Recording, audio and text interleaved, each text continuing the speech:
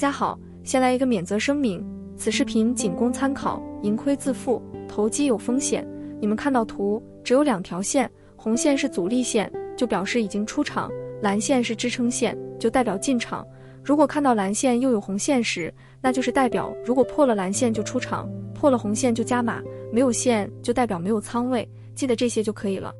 我只做多不做空，盈亏比都会放在封面，交易单也会在视频最后出现，我也会在留言板写出来。如果你和我一样，只想省时间的无脑交易，欢迎你们长期看，有问题就留言吧，谢谢。